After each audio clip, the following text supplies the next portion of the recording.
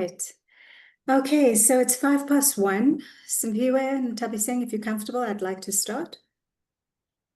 All right. Yes. Welcome, everyone. Good afternoon. Welcome to the PCC Energy Dialogue, Electricity Market and Pricing Reform. Thank you for all of the attendees here. I really am looking forward to a robust discussion. As we well know, this is a very, very complex space. Electricity market and pricing reform, not easy concepts under this, and lots of methodologies. So we have a number of esteemed panelists here that are going to take us through the content. And I'm looking forward to hearing from all of you. Please feel free through this dialogue to raise those issues. If you don't understand anything, please feel free. This first dialogue, we're going to have a series of them on this topic, and this first dialogue is really meant to get everyone on the same page so that we can get into the meat of the conversation through the series of dialogues, and we can have an informed discussion with everyone on the same page. So I am saying, please feel free to engage and interact when it gets to that point. So, just a little bit of background for why we want to have this session. So South Africa's electricity sector faces this dual imperative to restructure an unsustainable system, burdened by historical underinvestment, and to transition towards a decarbonized, efficient, and inclusive energy future. Key policy instruments such as the Electricity Regulation Amendment Bill and the establishment of a wholesale electricity market are enabling critical market reforms. But as we well know, this comes with huge financial, institutional, and social risks that need to be identified and addressed. So through this dialogue, we hope to explore the complex intersections between electricity pricing, system reform, and investment mobilization. It will draw on technical studies, international examples, and national stakeholder insights to clarify how a wholesale market works and the design being followed in South Africa, as well as engage stakeholder concerns related to market risks. Participants will consider how reforms can attract investment and improve dispatch efficiency while safeguarding public policy goals of social protection and affordability. So my name is Shamini Harrington. I'm one of the commissioners at the Presidential Climate Commission. And really, as the facilitator of this session, I'm hoping that we would be able to introduce and explore the complex intersections between electricity pricing, system reform, and investment mobilization. We want to support stakeholders with developing an understanding of how the market works, and I call this market basics. And then we want to articulate the reform risks that must be addressed, including the skills and capacities required. And lastly, I'm hoping we can build shared understanding across the many stakeholders, including government, civil society, labor, and industry, on how to manage the electricity transition in, of course, a way that promotes investment, protects the vulnerable, and strengthens the long-term viability of South Africa's electricity supply industry. So, to all of you, I really am looking forward to the discussions. And just to ensure that we get through this agenda, as you can see, it's a very packed agenda. I'm going to quickly hand over to Simpiwe, and thereafter we're going to bring in our first expert, Mr. Saul Musker. But with that, Simpiwe, I'm going to invite you to maybe just take us through the project context, please, and set the scene for us. Thank you, everyone, and welcome again. Simpiwe? Sure. Thank you. Thank you, Commissioner Shamini Harrington. Good afternoon, everyone. Thank you for joining us for this really critical webinar. I do want to extend a welcome to the other PCC commissioners that are on the call. We do value that you have joined us for this discussion, and maybe just to go into the context of the study and the history that we like to provide before going into the details is that, following the recommendations that the PCC made on electricity on the rollout of renewable energy, it was important then for us to understand the implications of these recommendations on the market and the liberalization of the market and its impact, so that this massive change would not, again, disproportionately affect the poor, because it is essential that they are not left behind as this transition happens. This is particularly with regards to the allocation of free basic electricity. This study and the series of papers falling under it was funded by the UK Pact, and Sustainable Energy Africa was the appointed service provider and technical oversight for each of the topics. But there were, because we really aimed to provide deepened understanding around each of the topics. We worked very closely with experts on each papers who actually led the writing on some of the papers. And so we also had a bonus paper that came from the collaboration with the Regulatory Assistance Project on global development and learnings, including learnings, and this included learnings from developing countries. And to the core of these papers are really concepts of understanding electricity or energy security and energy inclusion. So the first few papers have been published on the PCC's website as part of the electricity pricing and sector reform series, and I will share the links with all stakeholders just now. The first paper focuses on electricity reform and market basics. The second paper is distribution utility skills and capacities, and the third being key decisions to consider for electricity sector liberalization, and of course some international case studies. And the discussion today is really centered around these papers that are available on the PCC's website. Just to note that as part of this process of really developing this technical content and these papers, we held 2 in-person stakeholder engagement workshops over the period of 2024 with what we called the electricity learning cohort.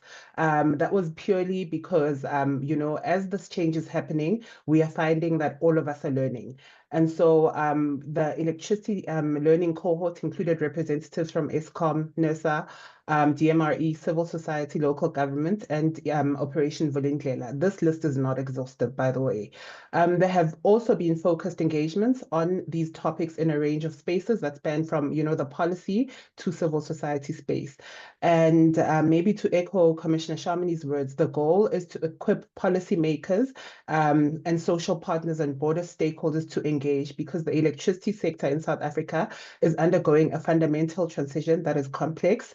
And so it is important to focus on ensuring that the most vulnerable are not left behind, and the role of the state in this changing market is understood and clearly outlined. Furthermore, the aim is to bring everyone into the conversation by trying to make this complexity accessible as we try and compute and contribute to future market readiness. That is why we thought, before we go into the details and complexities in the next series of paper and next energy dialogue, we thought it important to understand and discuss the basics. Hence, our focus for this dialogue is market basics and decisions to consider for market liberalization. This dialogue will focus on the wholesale part of the value chain. And just to note to stakeholders, our presenters are providing a snapshot of the details. It can be hard to fit everything and compress everything into a presentation. But what is really important is that we engage and are in a position where we can all have dialogue. We will have a second dialogue following this, which will focus, and this second dialogue will focus on those who are unable to pay the full price and to ensure that they're included. It will also discuss the last 3 publications that will be published ahead of the dialogue, which amongst others will include a discussion on electricity as a public service. And maybe in my parting shot would be that, importantly, without strategic reform, the system risks financial collapse, and inequitable costs will shift to poorer customers. And so I will stop there. Thank you, everyone, and back to you, Shamini. Thank you so much, Simpiwe. I just note that there's a hand up. I'm wondering if that is someone trying to come in on something. Sakele, can I maybe request you to take the floor, or was that a legacy hand of some kind? Okay, it seems to have gone down now. All right. So Simpiwe, thank you for that. Really good in terms of context setting. I think, just to reiterate, I really do encourage everyone to engage in the conversation. Let's ask these experts. They're here with us today. Let's use the opportunity to ask those difficult questions, or even the easy questions that you think everyone knows, but you don't know. Please come to the fore and let's talk. So with that, I'd like to invite Saul to take the floor. And while you're getting your presentation up, I just want to give a short bio of who you are. So Mr. Saul Maska is Director of Strategy and Delivery Support. His job is to translate the President's priorities into actionable strategies that produce rapid, concrete results for South Africans, especially in the areas of aiding economic growth, job creation, and the country's transition to renewable energy. Saul, very big portfolio, and I'm sure lots of things going on at the moment. So I look forward to hearing from you. Please, can you take the floor? Thank you. Thank you, Shamini, and thank you everyone for being here. I think it's great to have so many people on this webinar. And as others have said, and as Simpiwe set out very well, this is a particularly complex issue, and one that I think is really important for all of us as South Africans to engage with, because the changes that are underway in our energy system are really fundamental, and they will change not just the way that the energy system works, but in fact the way that the economy as a whole works. I have, I think, the easiest job on this webinar, which is to set out the background and really the rationale for power market reform, what these reforms are, why we've embarked on them, and what the principles are and the objectives are for this reform program. The other speakers will, I think, go into a lot more detail in terms of how the market will work and what that means for all of us. And so I won't stray into that. But let me just start by giving some background in terms of where this reform program came from. So back in July 2022, the President announced the Energy Action Plan. And that plan was designed to address the energy crisis. At the time, we had faced prolonged load shedding up to stage 6.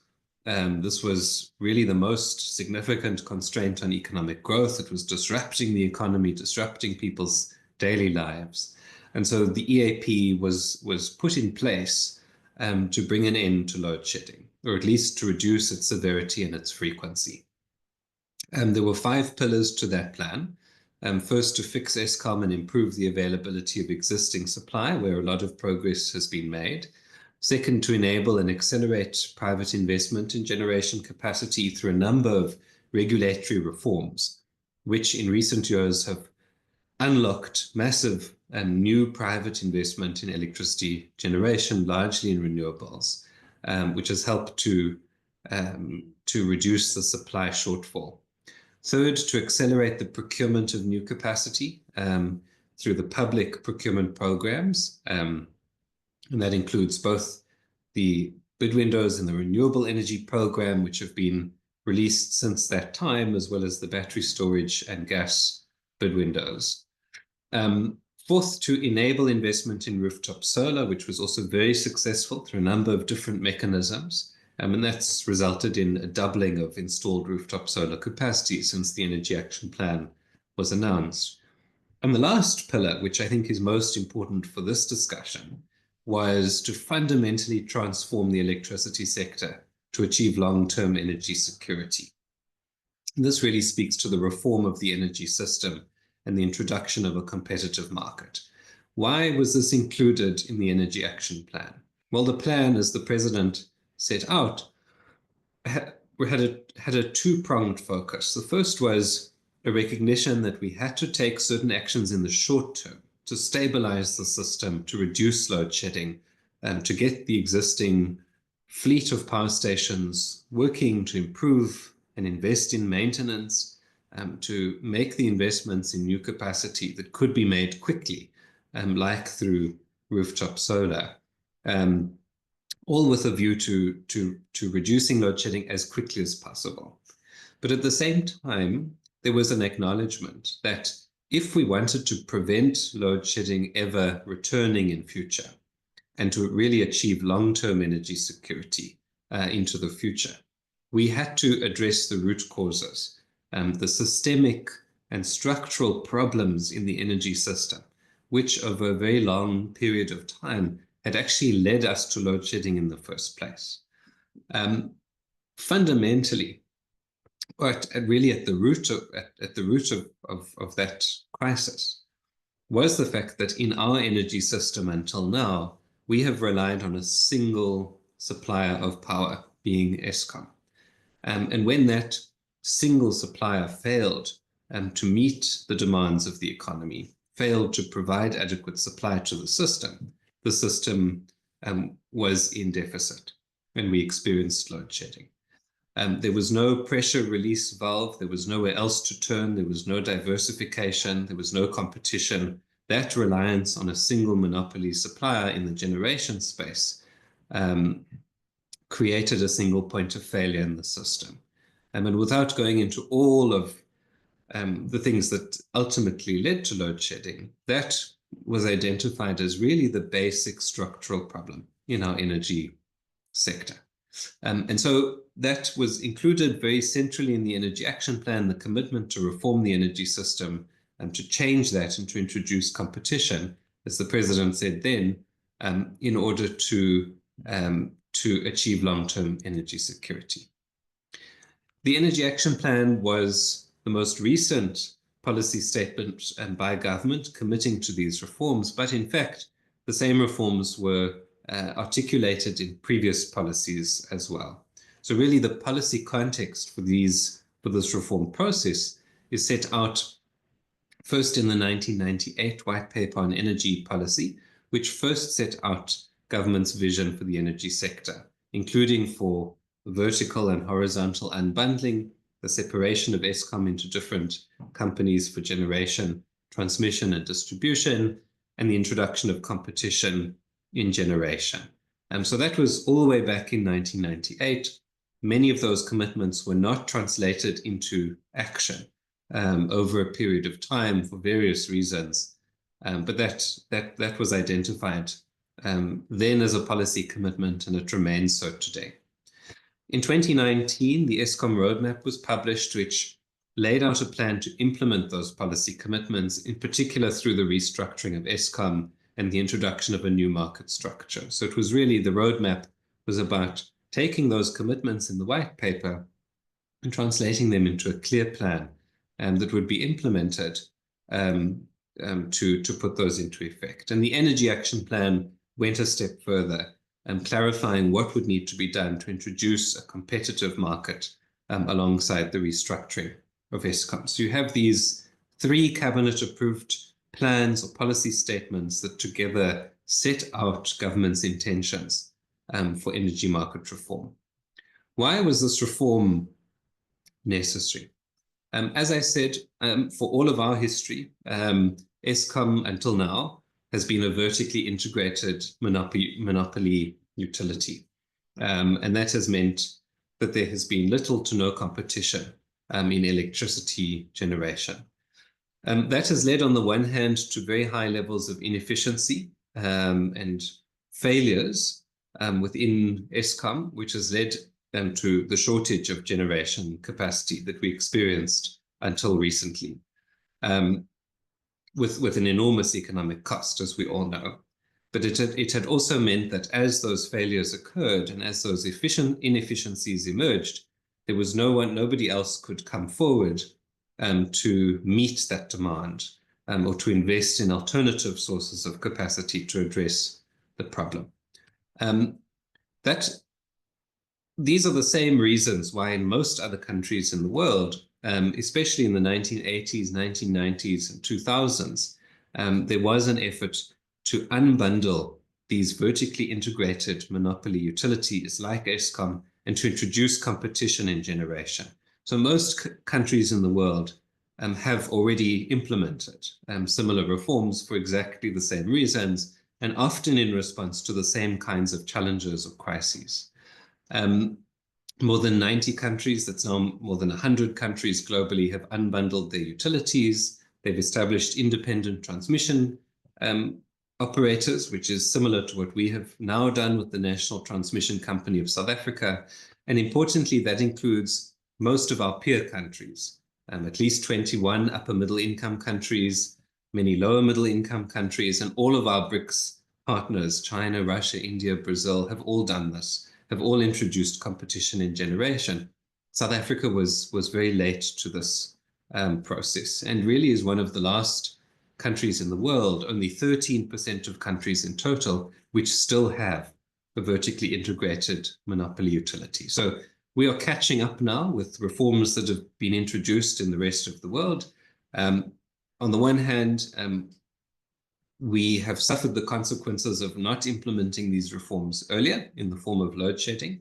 On the other hand, we have the benefit of learning from the experience of other countries, where these reforms have been implemented in terms of what has worked, what hasn't worked, what the risks are, what we need to be aware of. And we can approach this reform process in a way that's tailored to our context, not copy and pasting models that have been used elsewhere, but learning from what works best in South Africa. We took the first step towards this reform process, both the restructuring of Eskom into separate entities to manage different parts of the electricity system, as well as the introduction of a competitive market to allow multiple generators to compete with one another and to provide power to the system. We took our first steps towards those reforms in the Electricity Regulation Amendment Act, which was passed in the 6th Parliament and which came into effect in January this year, a few months ago. The objectives of that act are a few. Firstly, to establish an independent transmission system operator, which will manage our national grid and will include both a system operator to operate the transmission network and a market operator to operate the competitive wholesale market. We have already established the National Transmission Company of South Africa as a subsidiary of Eskom, and that's the first step towards establishing a fully independent transmission system operator in line with the ERA Act. The second thing that the Act outlines is the need to create a competitive electricity market, a centralized market platform, which would allow generators to supply power, to make bids or offers to the market to compete on the basis of price, and then for those generators to be dispatched on the basis of what mix of supply is optimal, what is going to be cheapest while also meeting demand in the system. So just like any other market or stock exchange, it will allow many buyers, electricity distributors, commercial and industrial customers to buy power on the market from multiple generators, which are competing with one another on cost, efficiency, and so on. So that the parameters and the requirements for that market are set out in the Act. The Act also speaks to ensuring that regulation is effective and transparent and clearly defined. So it outlines the role of regulation, including of tariffs, as part of this reform process. And importantly, it provides certainty to all participants in the market regarding their roles and responsibilities, from generators to the transmission system operator to the regulator, and so on. One of the things that the Act sets out, which process is unfolding now, is the development of a market code. So the Act sets out the parameters for the market, but not the detail of how the market exactly will work. That detail and the rules that will govern the market will be set out in this market code, which the market operator within the transmission company is required to develop and to submit to NERSA as the regulator for its approval. And it also sets out various requirements for consultation and for governance of that market code to make sure that there's input from stakeholders and that it's a living document that can be updated as circumstances evolve. The reason why the Act was designed in this way was really recognizing that our energy system, like many other countries, faces three simultaneous imperatives. The first, obviously, is to ensure security of supply, both now and into the future as the economy grows.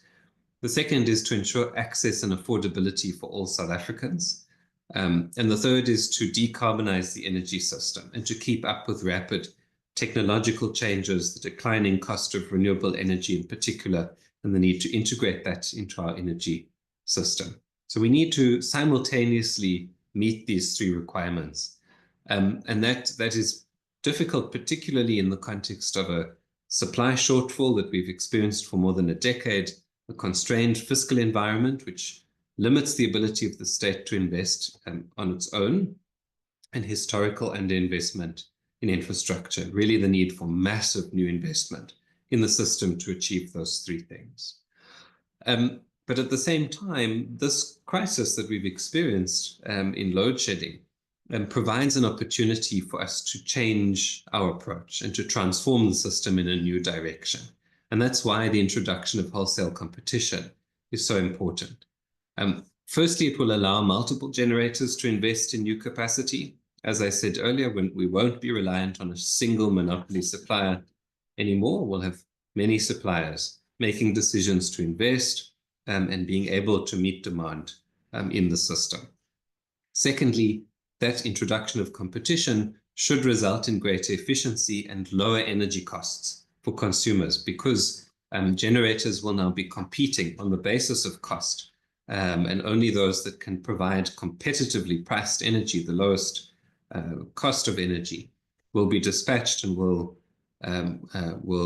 be able to succeed in the market. And so competition, as we've seen in many other sectors, like in telecommunications and elsewhere, should reduce costs overall.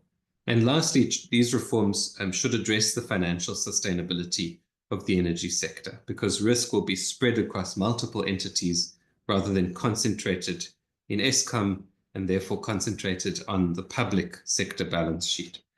So that was really the rationale behind the Act and what we aim to achieve by introducing this new market and thereby achieve those three imperatives. So just briefly to speak about what these reforms entail, and I know I've only got a little bit of time left, so I'm not going to speak to much of the detail here. I'm going to leave that to At and other speakers who will follow me. I think the basic point is that transmission and distribution networks will remain state-owned. So those parts of the system which are natural monopolies, there can only be one transmission network. In a particular area, there should only be one distribution network in terms of the actual infrastructure. Those will remain publicly owned assets. On the generation side, there will be the introduction of competition, which is already happening to some extent, but will increase very significantly once the market is established. And so you'll have many generators, both public and private, competing to provide electricity. And so that's the basic structure of the reform that's set out, again, taking into account the lessons that we've learned from other countries, as well as our own context. And I think the important point to note here as well, without going through each of these three segments of the market, but what is often less understood, is that on the distribution side, for most ordinary consumers, households, for example, who are served by a particular distributor who are small-scale users of electricity, nothing should really change when the wholesale market is introduced, except that hopefully over time costs should go down, including for end customers. Those who will be participating in the market will be the distributors themselves and retailers, traders who are purchasing power on the market, as well as larger commercial and industrial users that are eligible to participate in the market. Those buyers will either be buying electricity on the market for themselves, for their own use, or to sell on to customers who are the end users. But for most ordinary South Africans, they will not have to engage with the market directly. It will be the larger players who are doing so on their behalf, and that will provide a degree of protection for end consumers, for most of whom tariffs will remain regulated. So I think that's important to understand about distribution, and I think the changes that will be introduced in both generation and transmission are well understood. Let me just end with a few common concerns that are raised around this reform process. I think one of the things we often hear is a concern around privatization, the idea that this reform program involves privatizing the country's assets. And as I said, there is no privatization of assets contemplated in this approach to reform. And the transmission network, even as Eskom is restructured, will remain state-owned. The transmission system operator, once it's established, will remain a state-owned company. Eskom will remain a very important generator in the electricity sector, but there will be many other new, mostly private generators coming online to provide power and making new investments in new assets, new sources of energy. So I think that's an important point to clarify. And really the idea is that there are parts of this sector that are conducive to competition, and particularly generation, which would benefit from competition, and other parts like the transmission network, which are natural monopolies and have to be regulated as such, where there can't really be competition between suppliers. There are often also concerns about the increasing cost of electricity. And as I've said, the idea behind the competitive market is that it should drive down prices, and it should lead generators to invest in those sources of energy that are the cheapest, and they will have to compete with one another on the basis of cost and efficiency. And so you see a reduction in price over time. And lastly, in terms of job losses, which is always a concern with any reform process, what we are seeing in the energy sector in response to these reforms is very substantial new investment. And these reforms have catalyzed hundreds of billions of rands of investment already. And over time, they will catalyze trillions of rands of investment in new energy sources, new businesses being able to participate in this market. And that should provide an important stimulus to the economy, and it should be job creating. Of course, we have to be concerned about where those jobs are created and how we make sure that there is access to these opportunities as the shifts take place in the energy system. But on aggregate, we should see a very significant increase in jobs and economic activity. So let me, I think, pause there. I've spoken about where we're going with the reform process, what it involves and why we're doing it, what the benefits should be and what the objectives and principles are underlying this process. The last slide summarizes some of the next steps that we'll be focusing on, with establishing the market operator, finalizing the market code, completing the restructuring of Eskom, and then eventually introducing the market. But other speakers, I think, will go into more detail about exactly what that means and how the process will unfold. So Shamini, thank you, and let me stop there. Wonderful. Thank you so much, Saul. A great background and scene setting for us. I think the rationale for why this needs to be done is very clear. And I'm so glad you touched on some of these concerns, because we often hear these concerns in dialogues, is this going to result in job losses, etc. So I'm really glad you touched on it. And we will get into a little bit more of this context once we open up the panel for questions. My request would be, let's actually get through the full list of panelists. Let's hear each one's presentation. It'll stitch the story together in a coherent overall story of what we want to do, why we're doing it, and what are the key elements of it. So I'm going to ask Saul, let's come back to some questions related to your presentation when we get all the panelists done. And I see some questions are coming through in the chat. Let's actually make sure they are in the Q&A so that we can have all of them and address them when we get to the Q&A section. So with that, I'm going to now invite At to take the floor. At is the Technical Director of the Utility Advisory and Management Consultant Division within Oricon. He has more than 33 years of experience in management and engineering positions in the electricity and distribution industry, as well as in electricity supply industry. So years of experience here. So we're going to hear from Ats, and he's going to take us through the market basics and to hopefully get us all onto the same page as to what we are talking about here today. So Ats, I'm not sure you've got your presentation up. Thank you. I'm going to hand to you now. Thank you. Thank you, Shamila. Good afternoon, all. Welcome to Market 101, some of the basics around this reform. Just a quick word, I did work for Oricon many years back, but I'm now not with Oricon anymore, working on my own. So I think what Saul have done was to set a very good scene setter of what the envisaged reform is for South Africa and where we are going. In doing so, Saul also opened a box of questions, and I think many of you must have a lot of questions, what this market is all about and so forth. So my thinking was, with the 15 minutes that we got together, I'm going to try to answer 5 questions, a bit more on the benefits, on the rationale of why we are doing this. And then important is to understand how this fits into the South African context. What is the South African landscape where we're trying to make this market stand? And there's many concepts and many opinions on what is a market. Some is saying it looks like a stock exchange. Some is saying it's just for buying and selling. Is it the wholesale portion of retail? Is it part of the end customers that we're talking about? What is it and what is it not? And then very quickly on requirements of a market. And then I want to end, if there's still time left, with what's in for the consumer in this. Where will the consumer stand in this? Now, Saul, I've also said that there's a lot of learnings around the world, what is happening. So globally, one needs to understand that the whole global system is moving from its typical centrally planned, supply-driven, to a more flexible, decentralized system.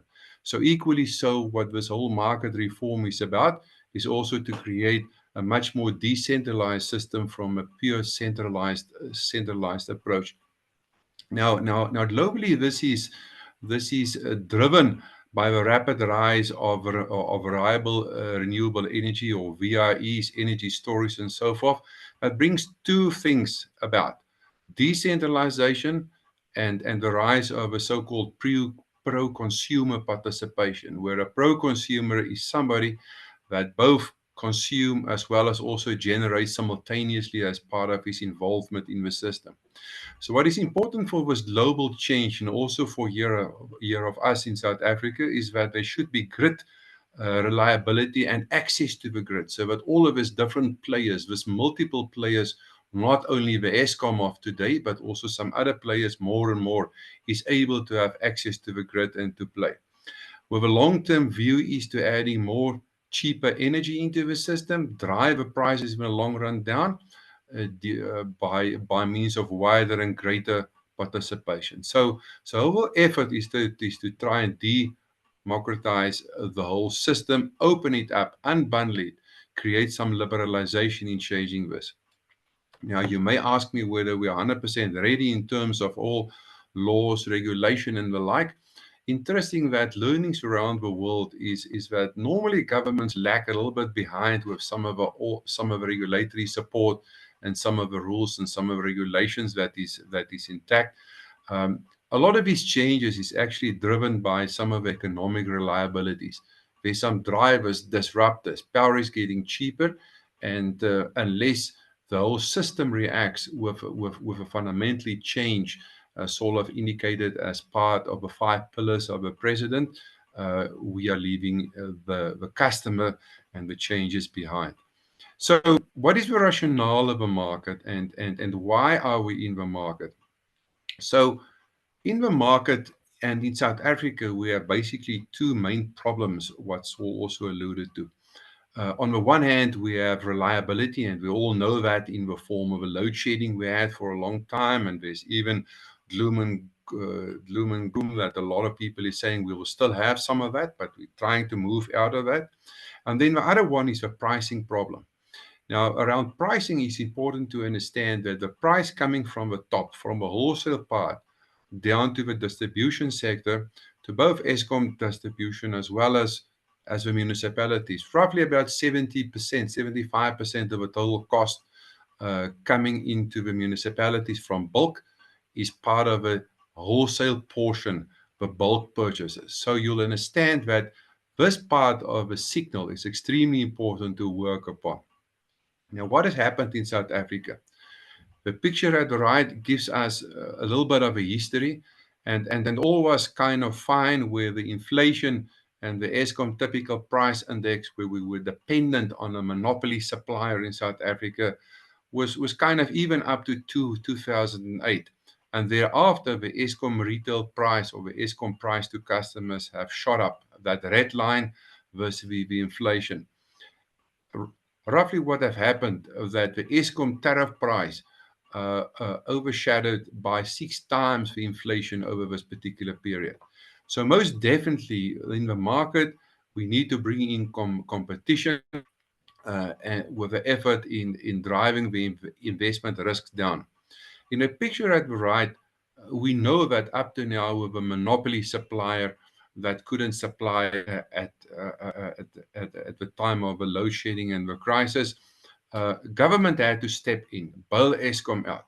So in a single monopoly situation, the risk lies with government. With a competition market, we would like to place the risk with developers and not with the state, with a fiscus. So over time, the idea is to drive these prices down as the mix shift more and more to cheaper energy resources. And there's a short video that I will also share with you, and I see it's also been posted in the chat box that gives a very nice understanding of how these move towards lower VRE costs and a lower cost path will actually drive a cost down. So what's important, what I would like you to take with, is that we would need to design the system, and the new market need to bring in a long-term least cost power supply. That's critical for the survivor, as this lion's share of a cost up to the end customers sits from the top. So urgently then, as Olaf also mentioned, we need to get significant capital investment in. The fiscus cannot anchor all of these investments. So the market, we would like the market to bring this in and make this happen. Now, the South African landscape, how does it look? If we talk about the market, where does it fit in with the existing Eskom large customers as well as municipalities? Currently, up to now, we had a bundled Eskom. A bundled Eskom that consisted of a generation fleet, transmission, and distribution.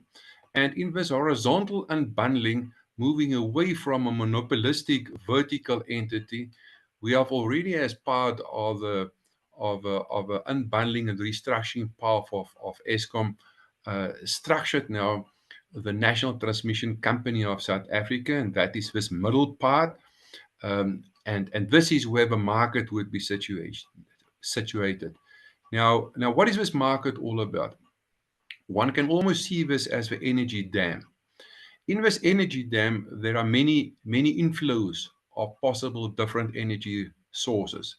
One source is the different Eskom generation fleet, as we've got now on the top of a picture.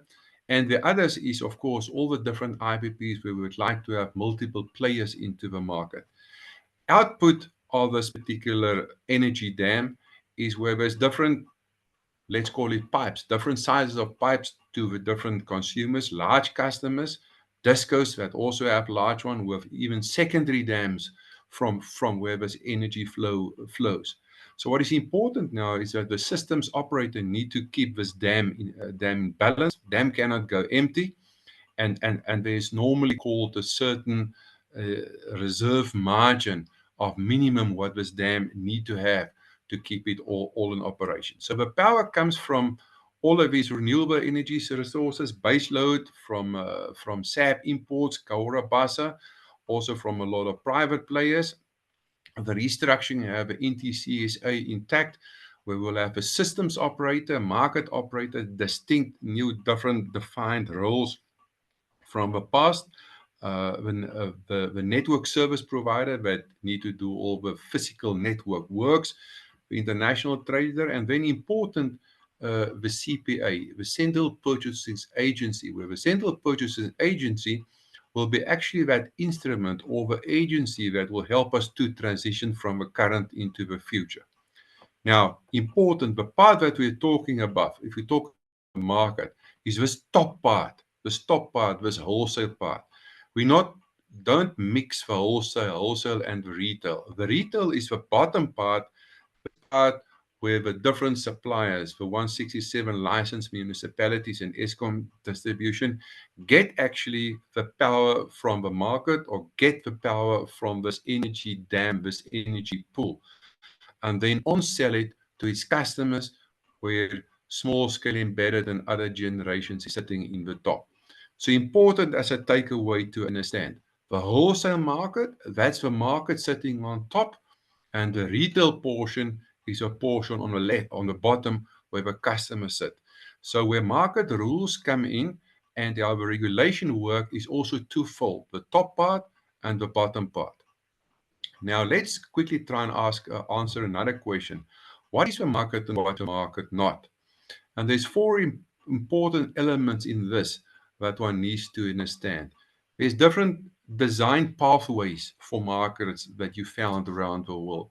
And in South Africa, we've also have particular characteristics around this that I'm quickly going to share. Then there's something about how is the different resources going to put in the power into the market, called the merit order. And of course, how's prices set? And in the video that I will share now again, you can go and look at it on your own again, very eloquently describe how the prices are set in the market. Is the market the silver bullet to solve all the problems? Most definitely not, because there's risks in the market.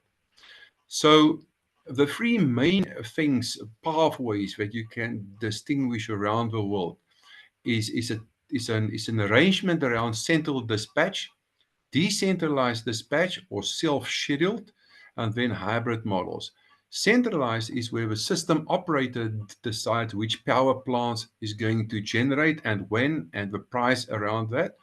Decentralized is where individual generators decide to produce, and there is an agreement and a set of relationships between the IPPs, the individual generators, and off-takers, market participants.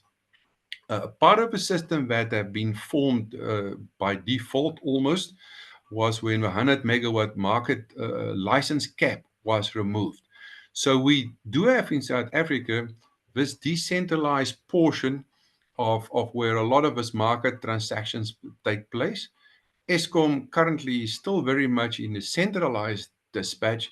So by default, we've almost moved into this hybrid model that is a balance between the two. With the only exception is that the rules of a game, all the market rules, how it should work, is not really in place. So what we are doing with this reform is trying to put the market in place so that where everyone is expecting Eskom to keep that dam of energy in balance and supply it into that dam, being Eskom then the supplier of a last resort, being the battery that need to come in if there's a need, is that the market needs to come in and a set of rules to make this happen. So all of these options have different trade-offs. The decentralized market, it gives a greater appeal to private investors because it gives them more options. The centralized one may appear much more simpler, but it doesn't give all the innovations that is required. The hybrid model is the one where you take pieces of both and you apply it in a context. And this is what's been contemplated with ERA, and what the market rules and the market code that is currently in development is actually trying to complement and put together. Now, in the next picture, all what I want to share with this one with you is that one does have a transmission system operator, the independent operator, the newly formed NTCSA, that actually needs to take there's two pieces of a market that's already there. This competitive part of a market where eligible customers have formed bilateral physical and financial contracts with IPPs. That's a competitive part that's already there. And on the other side, on the left-hand side, the captive or the regulated market, where there's a relationship where the CPA will take this role over between the suppliers that sits on top and Eskom distribution at the bottom with the 167 municipalities. Some of the municipalities, as both of Eskom, will become eligible market players. So they will bid into the market and they will enjoy the different activities of a market. Take volatility and risk, but also enjoy the benefits of it. So the two pieces that I would like to share with you that as a takeaway, we've already got a competitive part. We've already have the captive part. We're actually formalizing everything by means of what's been envisaged in ERA and the market code. And this is what we're trying to move forward to bring the benefits of this to all the people of South Africa. Now, what's in the market and what is in for us? What's important to note here that I would like to share with you that in a market, the price signals rather shape the energy mix and not from central planning as it is in a central market approach. So one have, like the little picture in the right-hand side, a merit order dispatch, how the different participants in the market, the different generators put power into the market. Start normally with the cheapest ones, renewables, where the marginal cost is zero, and then nuclear combined, new combined plant, coal, etc., up to a merit order. And interesting is that what you find is that how when abundant solar power comes in, like you find in many markets in other parts, like in Australia and some in Europe, this market price can even go negative. And that would be a nice problem to have for us in South Africa, specifically from a social requirement point of view. I can just think about all of the options that we can do if we are in that situation and we don't sit with a shortage anymore. So as variable energy, specifically variable renewable energy increases, it pushes out of the market the more important ones, the more expensive ones. Now, how does the market work? And let me quickly share this short video with you. I think that will share light on a lot of questions.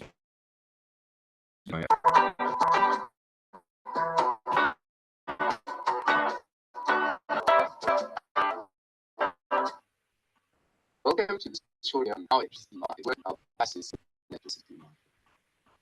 We're going to be looking at our system with these 5 major generators. There are other generators, just by coal, oil and gas, wind, sea, and nuclear. And those are the installed capacities of each generator. I'm struggling to hear very well. 23 South Africa, as well as not being able to see the video.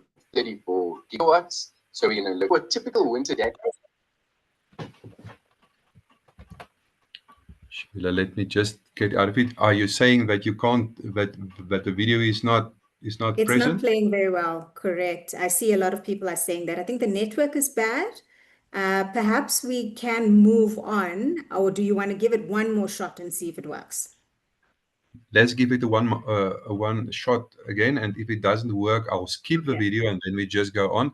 It's in any case posted in the chat link, so people can go and have a look on it on their own. So let me just give it a quick last.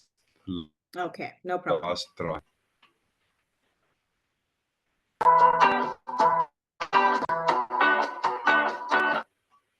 Typical winter day. This is the load profile, so you can see the time of day on the x-axis and the demand in gigawatts on the y-axis.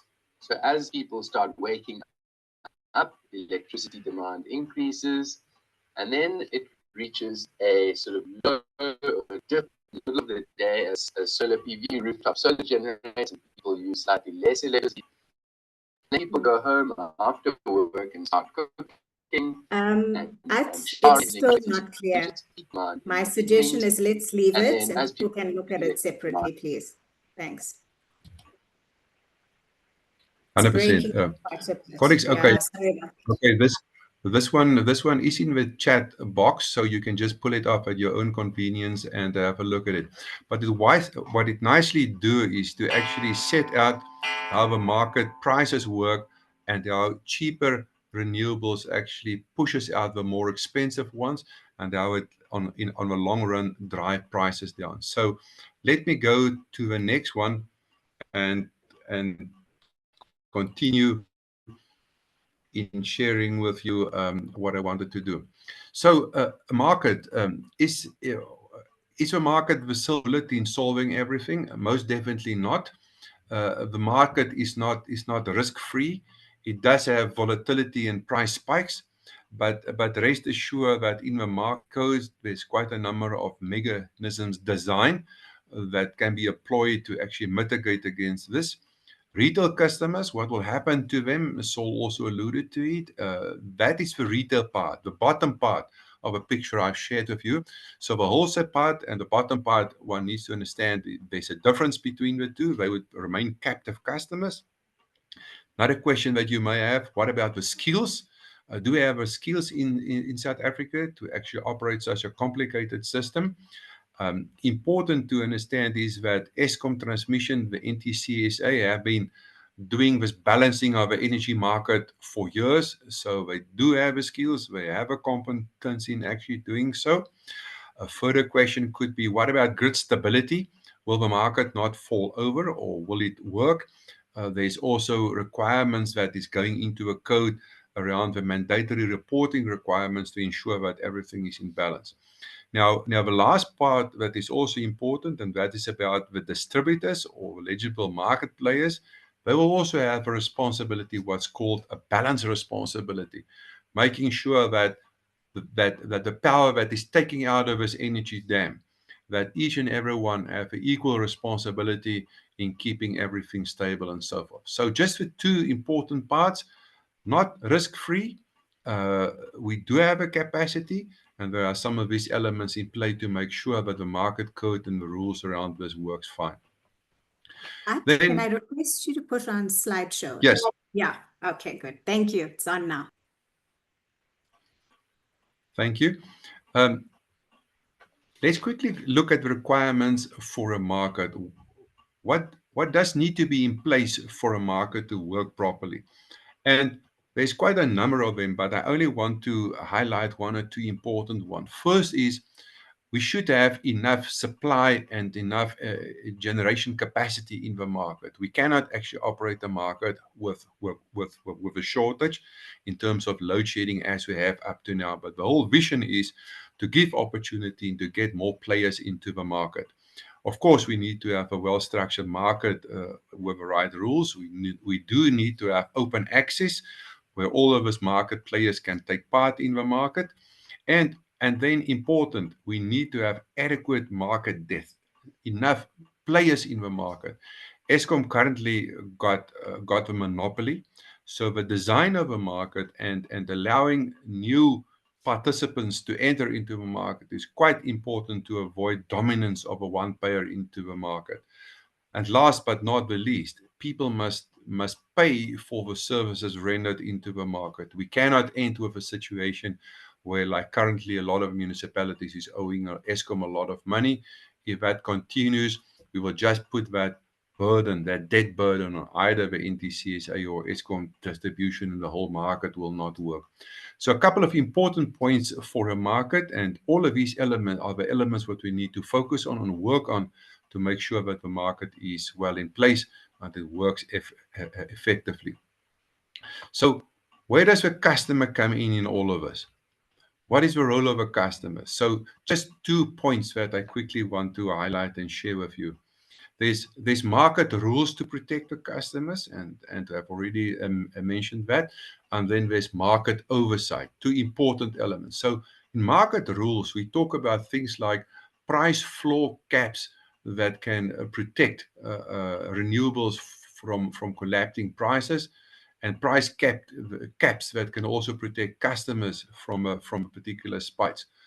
Long-term contracts and bilateral PPAs, and then what's been contemplated in terms of ERA, and that's going now into the market codes, are the typical vesting contracts or hedging contracts between the NTCSA, Eskom Generation, NTCSA, and the eligible DISCO market players, Eskom Distribution, and some of the metros that will play in the market. So just to share, there are market rules for the market code that is busy in development that NERSA needs to sign off, and there are particular elements in terms of hedging contracts to move from the current into the future. Now, what about the market oversight? Who's the custodian in this business? NERSA, or the regulator, needs to be empowered properly so that we can have a strong regulatory framework that is necessary to be beyond the market design to keep everything in balance. Why? It is necessary that we can protect customers, not only the poor and the vulnerable, but all the customers in this particular respect. And there are examples across the world where the regulator has stepped in and even disbanded the market for a particular period if a certain problem may occur. So it's quite important to have the regulatory framework in place to ensure that this thing is in balance. And then just lastly, about some of the institutional weaknesses that we would need to work on. We need to NTCSA, that's now part of Eskom Holdings, eventually as an independent, autonomous state entity that stands completely independent on its own, away from Eskom. Municipalities that also need to play in the market, they lack some of the skills and the tools. We need to upskill them, enable them, so that we can have enough market players as well, beside the private players. Municipalities would be off-takers in this case. We need to focus on the non-payment issue. This huge debt of many billions that is increasing over the last number of years. We need to focus on that so that we can try and work on that institutional weakness. And last but not the least, I've mentioned some of the market prerequisites, the market players, the open access, and sufficient grid. All of these are elements that would be necessary to ensure that the necessary market oversight is there. Shamila, with this, I'm going to end and hand back to you and to the next speaker. And apologies, ladies and gentlemen, for the video not that clear, but it is in the chat box. Go and pull it off, have a look. It gives excellent oversight of how the market and the different elements of that work. Thank you very much. Thank you so much, Art. Excellent information shared. I mean, definitely on my side, some of these concepts are not known to me. So thank you very much. I'm going to swiftly move on to Dr. Alejandro. So maybe you can get your slides up. I just want to give a short bio for you. And I know we are greatly over time. We needed to get into the discussion already. So I don't want to rush you at all because it's such important information, but just where you can, let's try and get into the discussion quicker. So Dr. Alejandro Hernandez is Director of the India and Global Opportunities Program at the Regulatory Assistance Project. Before joining RAP, he was the head of Renewable Integration and Secure Electricity Unit at the IEA. And as we well know, we read about the IEA and all their reports. So really, really welcome you to the platform. Please, can I hand over to you? Thank you. Thanks a lot. I'm very happy to be here. Something that is not mentioned in my biography is that I also participated in the opening of the wholesale markets in Mexico, in my home country, in the 2013-2017 period. So this is a topic that is very important for me. And I'm very happy to be able to share some of my experience on this topic.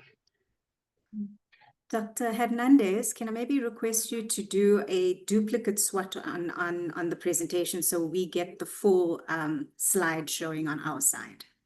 Thanks.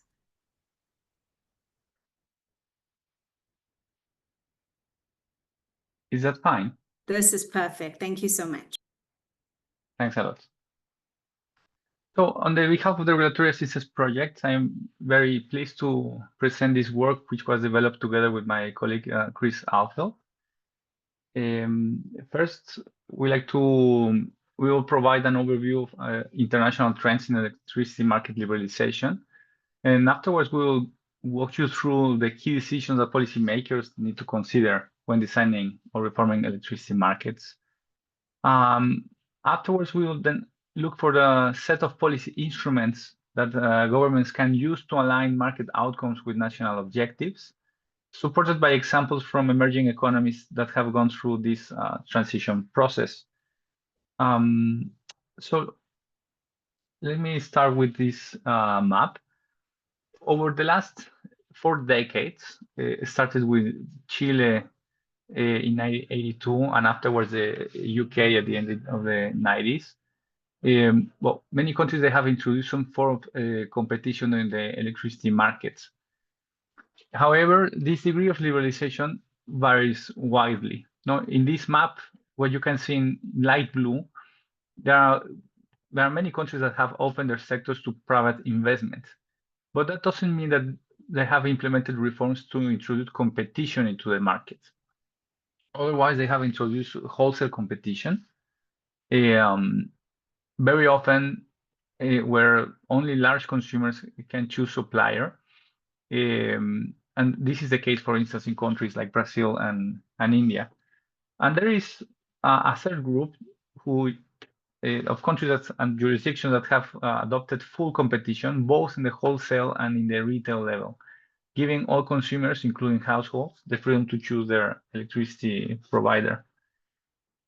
Taken together, if we include all the countries in the regions that have implemented some level of wholesale competition, even in the most timid manner, these jurisdictions, they produce about 50% of the global electricity. Currently, China is in the process of implementing wholesale markets, and so it is Vietnam. And once this process ends, they will be beyond 75% of the electricity. There is also an important trend that we are looking, and is regarding the size. Which markets which systems implement wholesale markets? And what we see is that larger electricity systems, like South Africa, which is one that is very large, they tend to adopt competitive market models. In the meanwhile, smaller systems, including many island nations, they often continue to rely on vertically integrated utilities. That said, electricity markets are far from being uniform. Even among liberalized markets, we can see major differences in how competition is introduced, who can participate, how prices are formed, and what is the role that remains for the government. In our report, we identified 7 key dimensions that policymakers must consider when designing or reforming electricity markets. And let me stress these parts. Electricity markets are not like other markets. They don't develop organically as with other transactions in the economy. Basically, they are constructed through policy, regulation, and design choices. So there are 7 dimensions that we identify. One of them is what we call basically efficiency. How to ensure that both short-term operational efficiency and long-term investment signals are there. The second one is consumer protection. And this is especially important as in those markets that are bringing more households into competitive markets.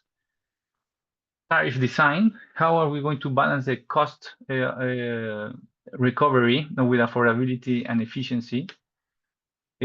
System planning, deciding who is responsible for planning the new infrastructure, in particular the transmission and distribution, and how is going to be the transition from the vertically integrated scheme to a market scheme.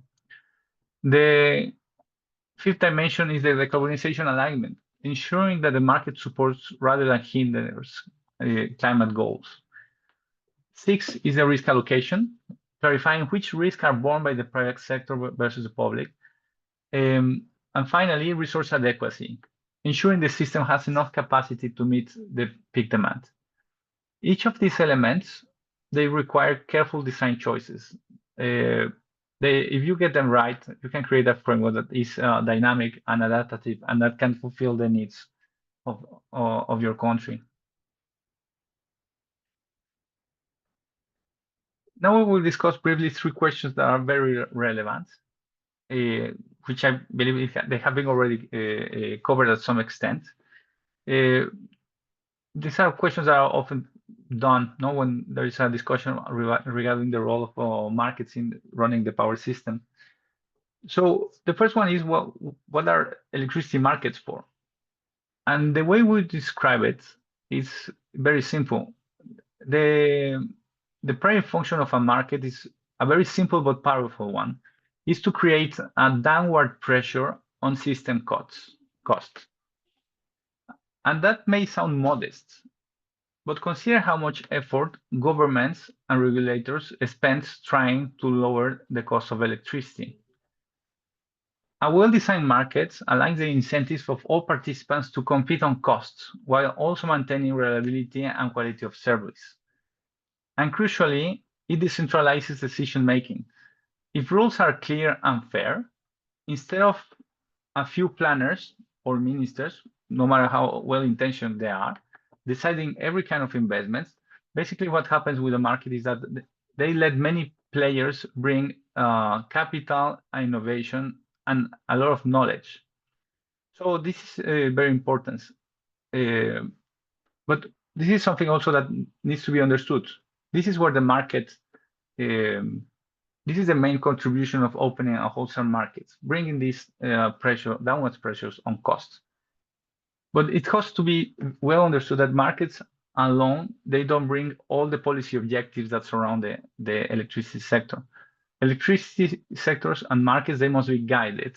And that's where the market design and the complementary policies, they come in. Another point is how do the different roles will shift and who will be responsible of what?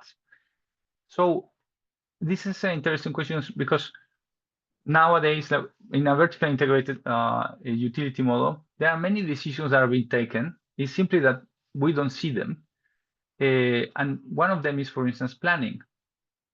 All the way from generation, transmission, distribution, all of this exercise, it is done in a coordinated manner. In a market perspective, it's very important to see who is going to do what. For instance, transmission and distribution, they typically remain regulated monopolies. And in general, there is also some sort of generation planning, but since the market is taking many of the decisions, this planning becomes indicative. It's not prescriptive, and it's guided by market signals rather than the centralized mandates. These shifts brings both opportunities and challenges. It can foster innovation, but it will require also some new coordination mechanisms and institutional capacity. Because if generation is being decided, also transmission should be followed. So this is important to keep this coordination. Finally, probably the most relevant question is, will liberalization increase electricity prices or they will lower down? My answer would be, well, it depends. When we see academic papers on when prices, what happens on prices after liberalization in many countries, it's kind of disturbing to find that it's not always that prices they go down. But there is a good reason for that. A well-functioning market ensures that the costs are controlled and they are minimized and that inefficiencies are reduced. This you can take. But there are many other things that actually impact prices. For instance, the global fuel costs and also subsidies policies, infrastructure choices.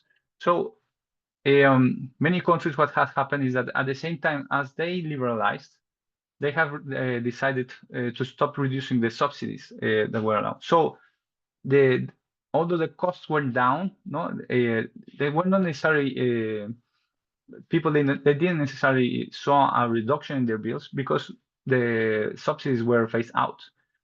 So there are many things that impact these prices. But which is very important is like the fact that you have this fantastic instrument that brings you costs down to a system is something that gives you much more freedom to shape the power sector of the future that you want in your country. So, of course, there are many points and there are many risks and there are questions that a lot of people are asking, saying like, okay, what is going to happen in the prices is something that we just touched, but there are many other things. What will happen, for instance, if we have a monopoly, there will be market power, or is there going to be? We are looking to have a decarbonized power sector. Are we going to achieve these goals if we let the markets work? There's other points. Is that, are we going to bring enough investment? No? Are we going to have what is called resource adequacy? Or is there going to be price stability? How are we going to do that? All of these questions is what we consider, or we name somehow risk. No, this is the risk that the people are worried about. But there are really the good news is that there is a lot of experience with a lot of instruments in order to make sure that this is not a question of chance, it's a question of design. You can design your market in such a way that you can achieve your policy objectives. And I'm not going to go into each of them, no, because it's a very long. Many of them they have already been described by the previous speakers. But there are many instruments that allow you to make sure that this will happen. For instance, when we are talking about market power prevention, there is market monitoring. Many wholesale markets, they have a specialized entity checking that all the participants, they follow the rules. You can have unbundling of generation. You can have many affiliates, for instance. You could consider ESCOM having many affiliates on the generation side. And you can have legacy contracts, vesting contracts that provide certain stability for the retailers, in this case, the distribution companies, to have a certain stability on the prices. You can have, if you want to decarbonize your systems, there are a lot of mechanisms like renewable portfolio standards. There is maximum limits on the emission intensity as well that can be used, that rely on the market actually to bring efficient outcomes. And if you want to bring investment, there are a wide set of instruments from scarcity pricing, capacity remuneration mechanisms as well, long-term contracts. And if you want to protect the final consumers, there are instruments such as hedging contracts. This is something that has taken a lot of very recently in Europe. The fact that there was a large hike in gas prices that was transmitted into the wholesale prices and to the retail prices, that has brought attention to many governments and policymakers, and they have realized how important it is to keep a certain stability on prices. And there are market instruments that they allow you to do this. This has been implemented already many years ago in other jurisdictions, like in New Jersey in the US, for instance, that allows to give a certain, during a few years, a certain stability such that you don't have hikes in prices from one year to the other. And of course, it's very important to think, is there going to be any changes regarding the affordability of rates for more vulnerable populations?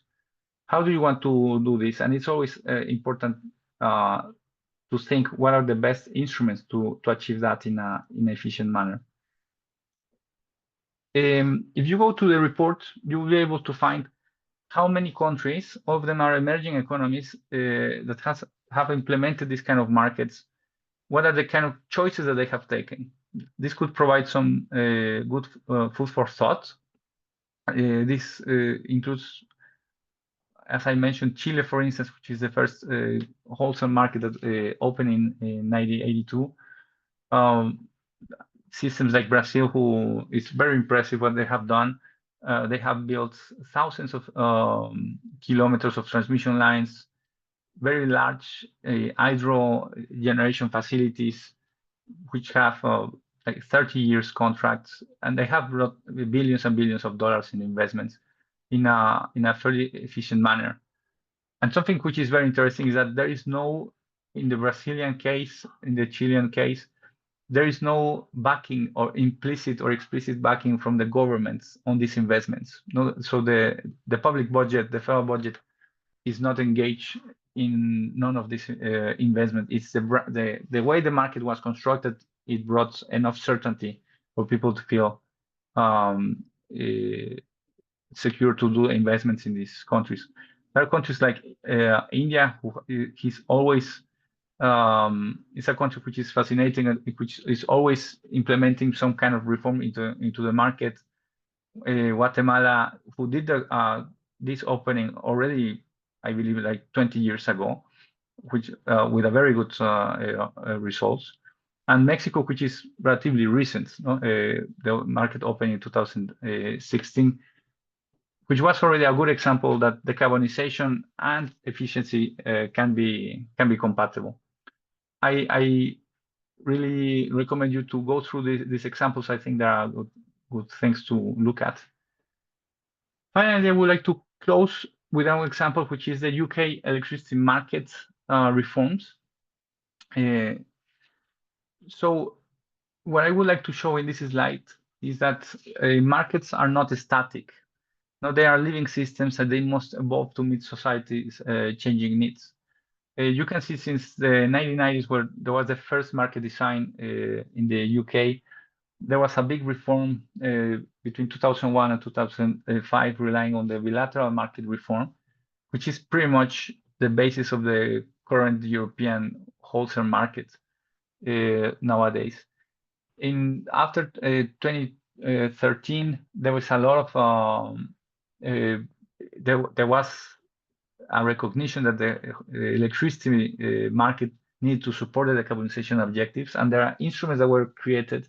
They were not created to substitute the market, but they were built on using the market construction in order to achieve effective and low cost decarbonization of the system. And nowadays, a lot of the discussions are going into the distribution sector side, like how distribution companies should evolve in order to enable demand side flexibility and effective use of distributed resources. So markets, they will keep on changing. Something that I really like in the UK is that once they open the market, they started a reviewing process just 2 years after that. They didn't wait for 10 years to see what was not working. It was relatively quickly in which they started a reviewing process and a constant process of saying, okay, how we can improve this. I would like to stop here. Yes. My conclusion would be electricity markets can be a powerful tool for progress, but they must be carefully designed, no? And they must be paired with the right instruments to deliver broader public value. Thanks very much for your attention, and I encourage you to read the full report for deeper insights. Okay, fantastic. Thank you, Dr. Hernandez. We have about 33 minutes. We were meant to have an hour for this discussion, but I think, it was really good for us to get the right grounding here. So we set the scene for the next discussion really well. Now, we've got a lot of questions in the Q&A. I'm not sure that we're going to get through all of them. So my suggestion is, can all the panelists put their videos on? I think we're going to see if we can tackle as many of these questions as possible. I do also want to bring some of the voices into the room. So I've had a look and scanned some of these questions, and we've got a number of them coming from Ivan and Richard. So can I call specifically on Ivan first and thereafter Richard? And can I ask you to maybe, consolidate your questions for the panelists, and we can get through as many as possible. So with that, can I invite Ivan to join us on the floor, please?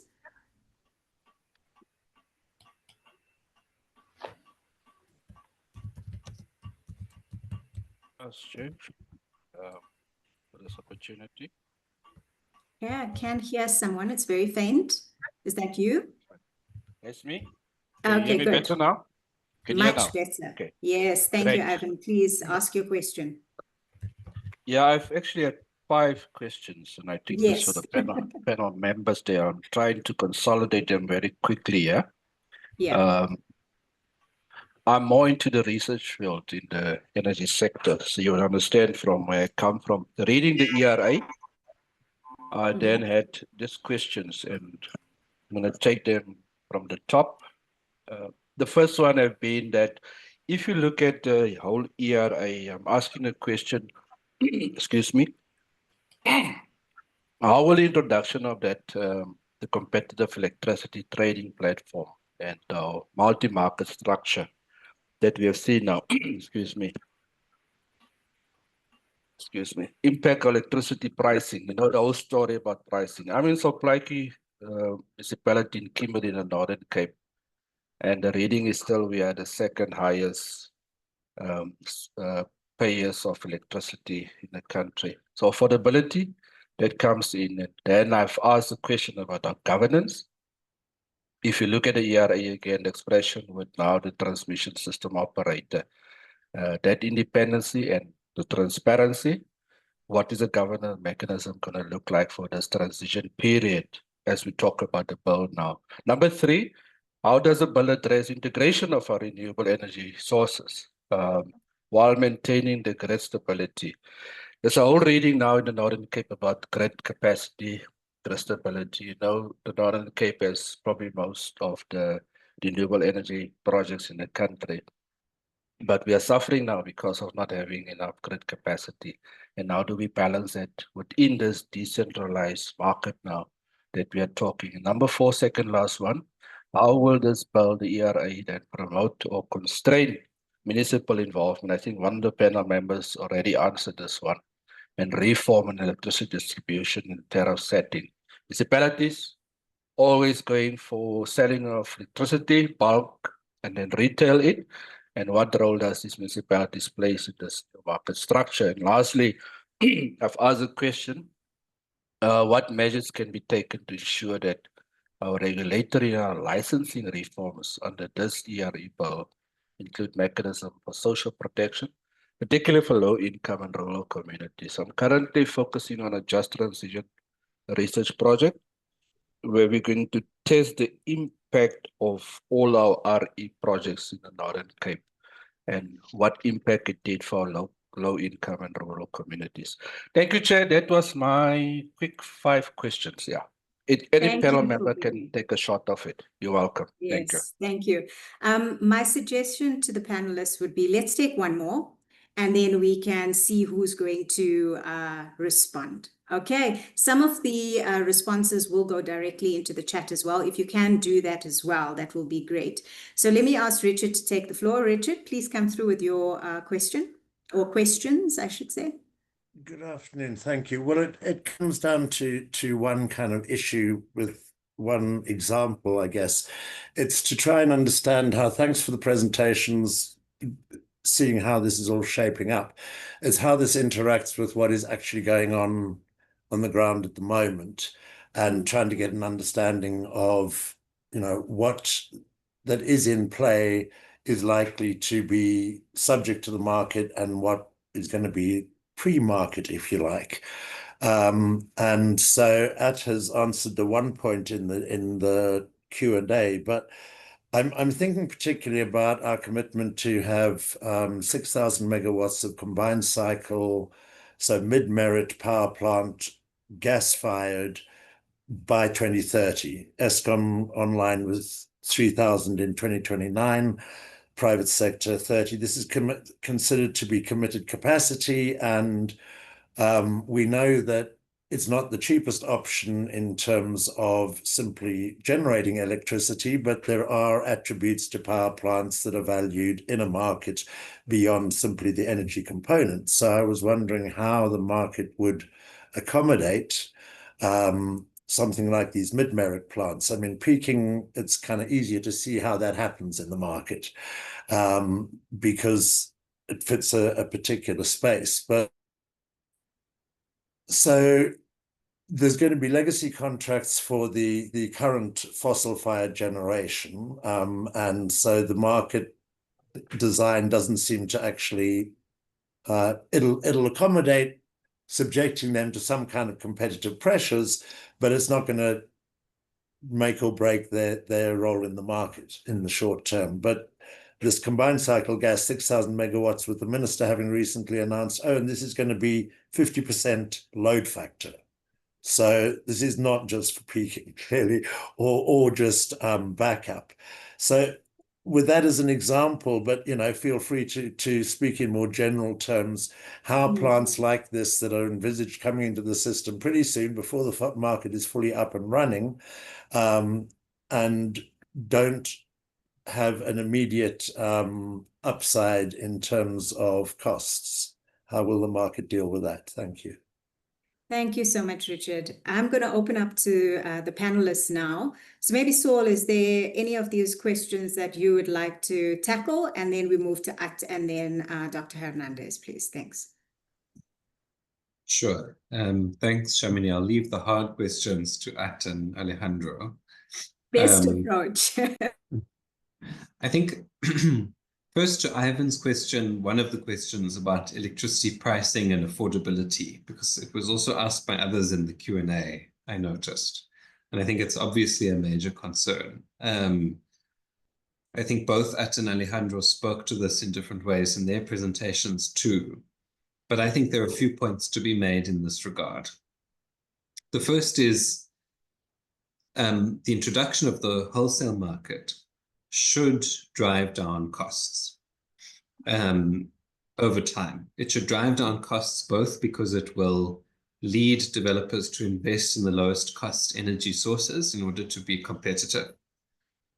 And they will have to do so in order to participate in the market effectively, and because they will be competing with one another in order to be dispatched. And so you have the forces of competition driving generators towards efficiency and towards lower costs, and that should filter through the system. But of course, no market is perfect, and although that is how it should work, you need effective regulation and mechanisms to be in place to ensure that that happens in reality. The first thing we need, and what is being worked on at the moment, are measures to mitigate the abuse of market power. So certainly at the beginning, when the market is introduced, and where, for the foreseeable future, Eskom will be dominant in the market, you need to have mechanisms in place to make sure that Eskom doesn't manipulate prices, that there is genuine competition, and that each Eskom generator is bidding into the market based on accurate prices. So you'll have some form of effectively cost-based bidding by Eskom generators while the market matures through vesting contracts. That's all very sort of technical jargon, but contracts that will be in place for a period of time that effectively bind Eskom generators to sell power at a particular price or within a narrowly defined price range for the initial period. In other words, Eskom won't be able to just ramp up its prices and distort the market without any kind of regulation in place. And then you need, other mechanisms to be in place to prevent price volatility. And At, I think, described some of those. But for one thing, distributors, retailers won't be 100% exposed to the market. The way that this kind of hybrid market is being designed, there will be a combination of long-term bilateral agreements, say 20-year PPAs that have been signed with sort of stable prices, in addition to some proportion of energy that is purchased on the market at the spot price, and that will introduce some stability in terms of pricing overall, in addition to hedging and contracts for differences and a whole lot of financial instruments that get quite complicated, but that do exist think that's the basic point, that these things do exist. We have mechanisms, financial mechanisms to avoid that kind of volatility. So all of that is incorporated in the market code and in the work that's being done on the market design, make sure that prices don't spike or become volatile in the market. And the last point to make here is that there will still be subsidization in the system and in the tariff.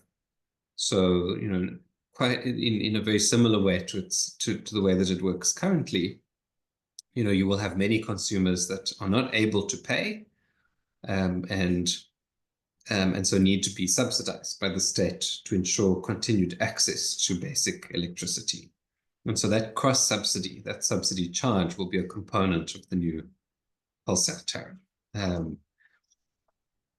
think in terms of the independence of the transmission system operated during the transition, that's also set out in the ERA. We have 5 years to establish the TSO as an independent entity. During that time, the NTCSA is a subsidiary of Eskom, but with its own board. And I think that board is charged with ensuring the independence of the NTCSA and making decisions that are independent of Eskom.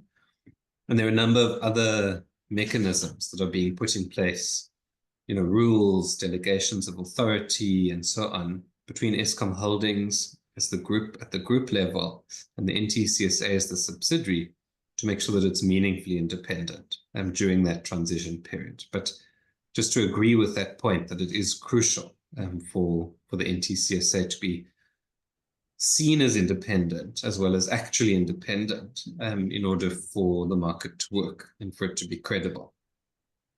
And then lastly, just on the impact of gas, there's a difficult balance here where on the one hand, you need to make some commitments to secure available capacity for the system. And that comes at a certain cost. There's a certain cost to securing that capacity.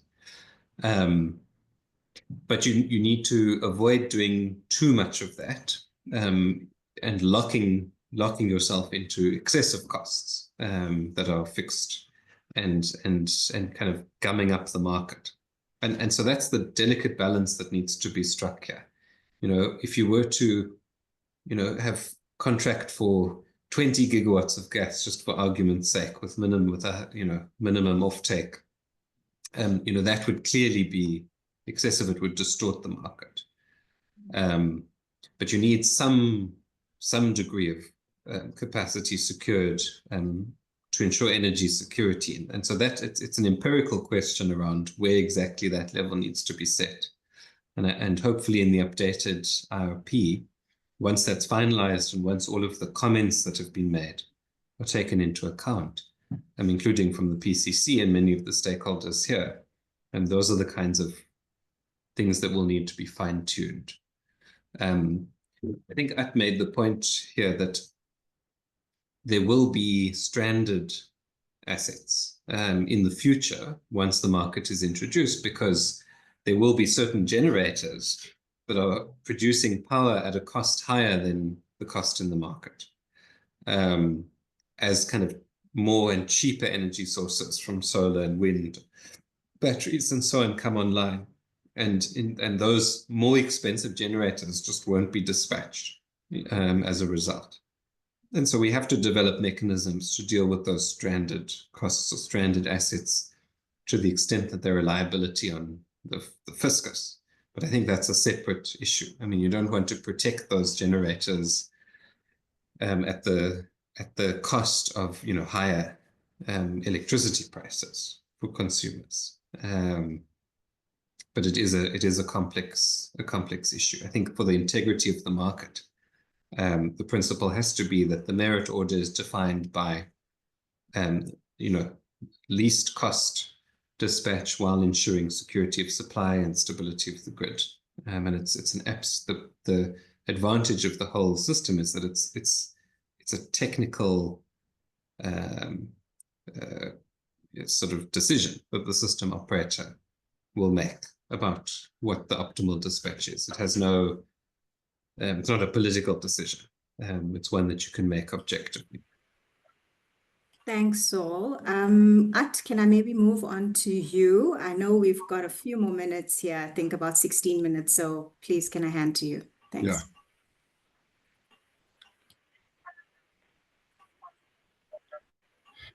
Yeah, thank you. I want to respond to I think that is something that is on the lips of many. Which municipalities will participate and which of them will be allowed to participate?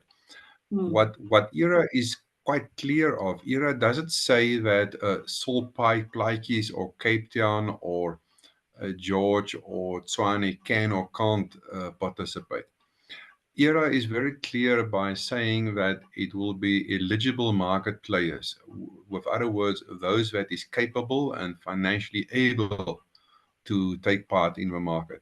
So the issue is what we need to look for is which of our municipal participants, and we would like to have as many possible because we need to have as many possible players as possible in a market to ensure that market depth goes into the market as many participants, which municipalities will be able to play. So if a municipality wants to play in and is seeing that here's a possibility, my advice would be make sure that your business is stable, financially viable, that you are able to play. Because there are, of course, rules for you to participate in the market. So if you are not viable, and many of the municipalities does have viability challenges, you'll probably not be able to play in the market because you'll have to put guarantees down on costs for purchasing in the market. So then your other options lies with wheeling of power in, it is in the retail market space, plus also then buying from small-scale embedded or distributed energy resources. So my advice to municipalities would be try and get your house in order as best as possible so that you can play. Do the necessary research and homework in terms of your capacities and your requirements of what you need to do to play in the market. But if you can play the market and if you do it properly, the long-term vision of cost drivers down is absolutely worthwhile. Just a quick one on Richard's question about the 50% load factor of a CCGTs. I think Saul have answered that, but what is important to actually realize that in terms of the latest IRP version is that the vision of an IRP is to bring long-term lease cost into the equation. So how do we do it?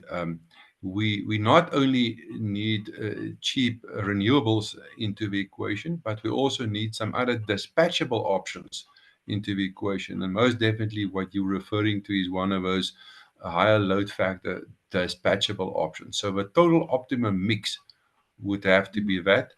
And we are looking forward that the final versions of our IRP bring this all out into the best combination to bring the cheapest long-term solutions to all the customers in South Africa. Interesting, Atta. I was just thinking while you were speaking about the municipalities that, some municipalities might not be able to address some of the challenges they face, right? They might not be the financial ability to do so. So the PCC is doing some work through the financing space, which I chair, around how we can start directing finances and capital flows towards capacitating the municipalities. I thought I'd just share that because I think it's a very real issue and we're widely aware of the challenges that are faced at the local level. Dr. Hernandez, your views, please, to some of these questions. I saw that there was one question on how the market will integrate variable resources. There is wide experience all over the world of countries who are handling large shares of variable renewables through markets. And indeed, the fact that you have many participants at the same time trying to understand and to forecast what will be the generation the next day, that actually this simplify integrating large shares of renewables. Basically, there are countries that have had experience on the other direction, having very small shares of renewables and starting to curtail them. because they don't have visibility on the market. But when you have, on the generation that will be coming from these sources. But then what happens is, in a very natural way, in the same way that you will forecast lower demands next day, well, when you have increased generation from solar or wind, it has the same effect. No, it will reduce prices because you will basically increase the supply, which will happen pretty much the same as if you were reducing the demands. And the question is how early you can do this. Talking about the spot markets in Europe, already there is a lot of work that has been done for forecasting how much wind will be the next day. And there is also one of the market innovations, I will call it, is that they created an intraday market, which is saying you don't have to wait until the real time. If you know a few hours in advance, you have already a pretty good idea on how much sun will be there and how much wind will be there. And the sooner you take this generation into consideration, you can prepare. You can start ramping up or down the rest of the fleet in order to accommodate the renewable generation. And it's quite impressive. Like there are many websites where you can see, for instance, the French system operator has a website which is called Ecomix, where you can see basically every half an hour how the shares of each of the sources, nuclear, wind, solar, they are increasing or decreasing. But there are also other kind of questions on how do you integrate in the long term. Before investments are done, you have to pick the right technology, no, in order to be in the right place. And depending on the place where you are in the system, you are creating more or less value.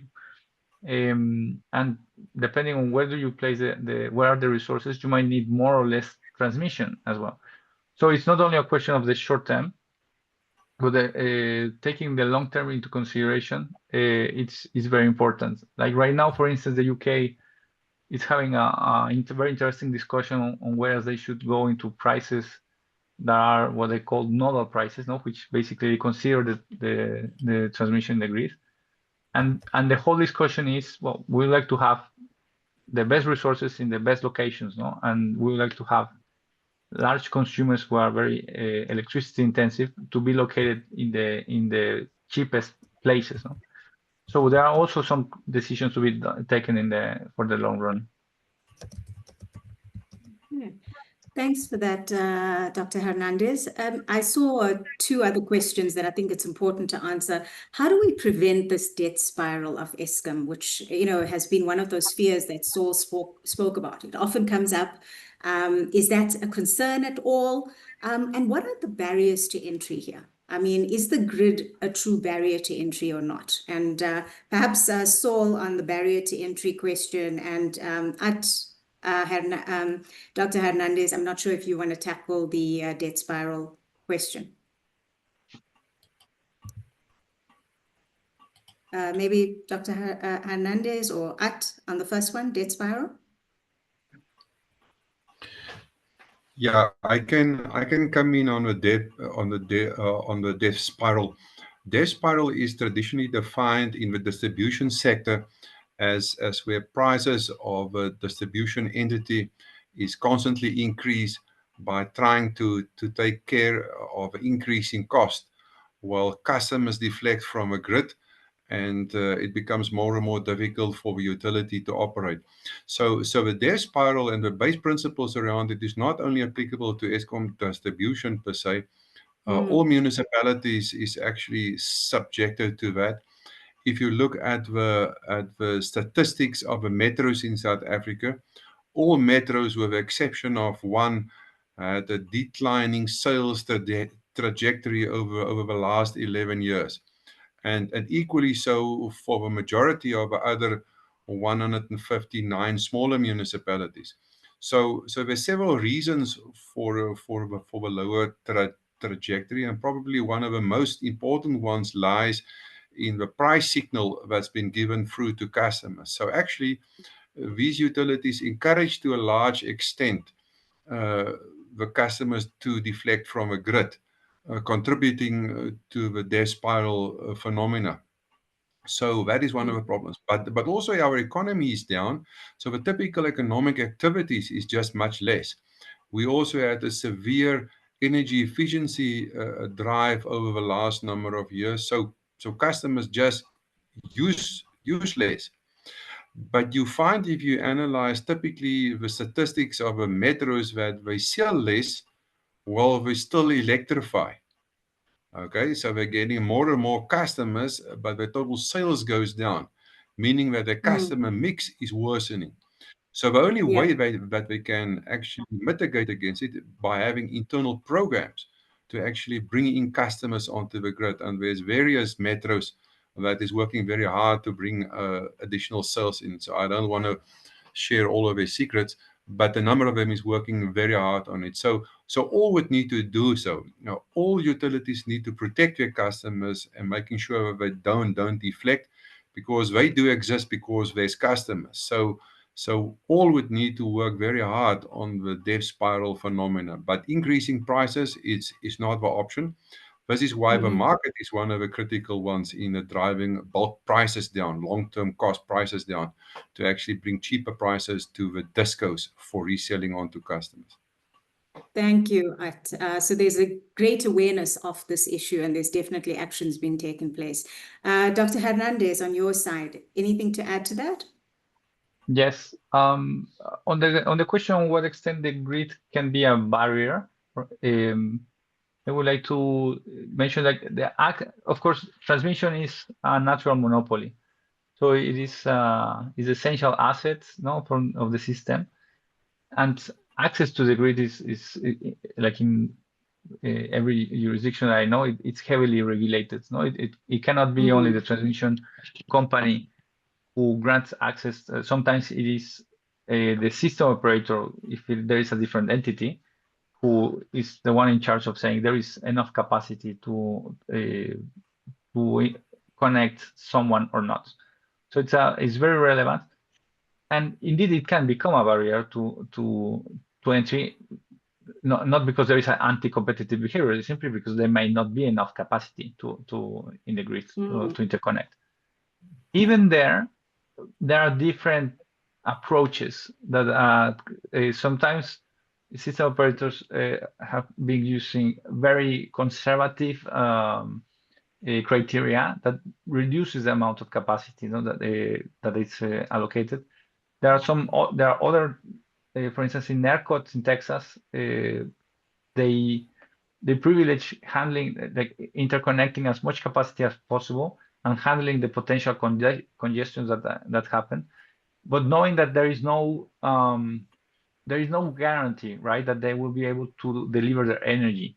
So the investors they have easier access to the grid, but they take a certain amount of the risk. It's not on the system operators to guarantee that they will be able to inject energy whenever they want.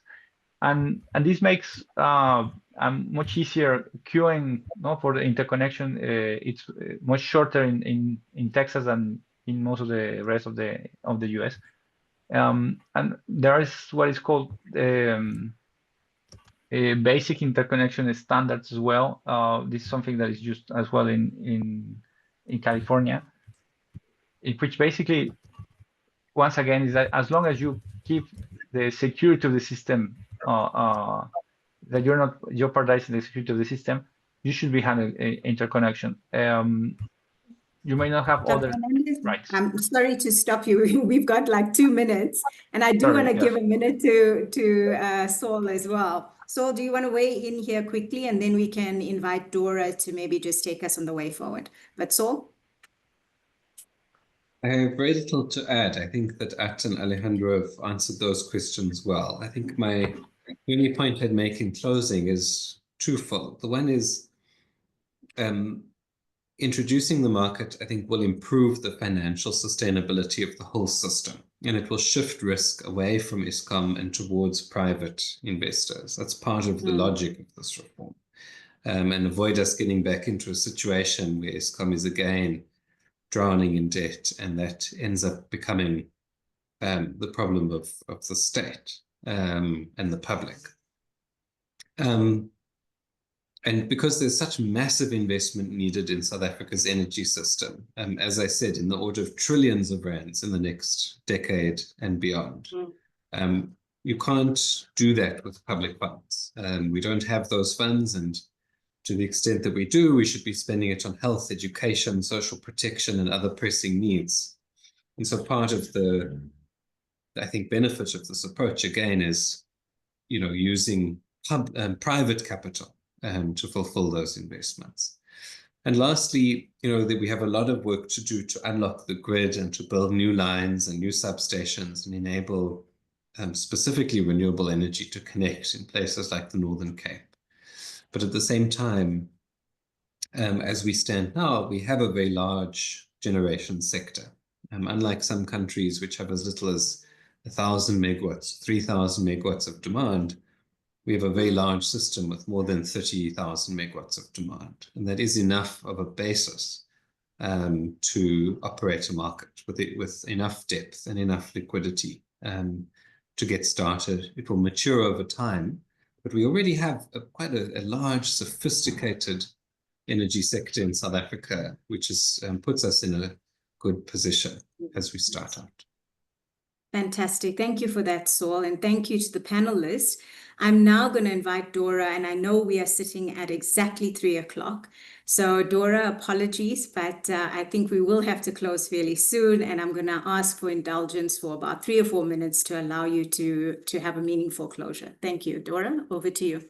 Yeah, not a problem, Shamini. Thank you very much for that engaging discussion. Saul, Ed, and Alejandro, I think it was very useful. I was actually feeling like we could extend by another hour just to get to all the questions and the responses that were being given.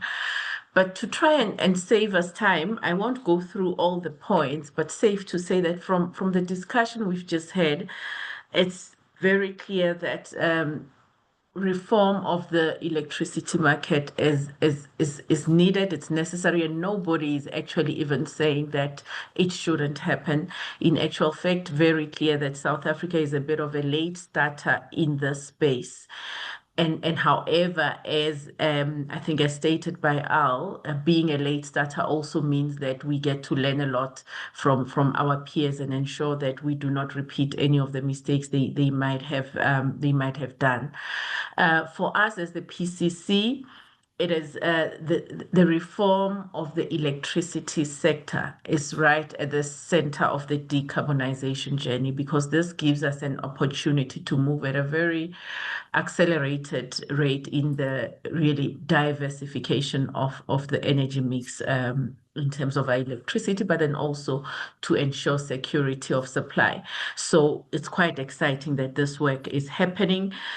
We have seen already great signs from the National Transmission Company in terms of the work that they have started on stabilizing the grid, but then also sending good signals just around this part of market liberalization, but also taken from the panelists that we've had today is that it's not just the role of NTCSA to do this work. So actually more work needs to be done in the policy framing in terms of how we move with opening up markets, the setting of prices, protection of consumers comes in as a very strong point and strong win that would come from this. It does seem like it's been a long journey for us as South Africa. I mean, the policy framework, as stated by Saul, started already in 1998 with the energy policy. But then, however, where we are now, though it has taken us some time, I do believe that implementation will move at a much more accelerated rate. So in terms of where we go with this, as indicated by Simpiwe at the beginning of the session, we will continue in our energy dialogue session, probably with the next session looking more at role clarity and the role of, the ordinary men and women on the street in terms of how how they get to play in the space and what it means for them. So we're still going to do a bit of a further dig into the various roles and benefits of different key stakeholders and have a dialogue such as this one. But then at the same time, continue to work with the different entities and also the Department of Energy and Electricity, just to ensure that the advisory papers that we have been producing and really the great insights that we are receiving from all of you are well received and incorporated in the journey. And as a parting shot, I'm going to steal Alejandro's words towards the end, where he said that this is market liberalization is a work in progress. So it does remain a work in progress. So it was sobering remarks to see how, like the likes of the UK, these many years down, they are still making changes. So we do appreciate that, and that we will also continue to be doing that. And that is the part that the PCC will continue to track. Thank you very much, Shamini, and thank you very much to the panelists. Yeah. Yes, thank you to everyone, and thank you, Edie, for that closing remarks. I just want to say thank you from my side. I'm so glad that we got to lay a really good foundation for the next dialogues. We will endeavor to answer all of the questions in a stakeholder report, and if we haven't, I apologize for that. We've run out of time, but I really think it was important for us to get to the actual information that we wanted to share. So thank you again, and I look forward to engaging with you at the next dialogue. Have a good afternoon. Bye, everyone. Thank you.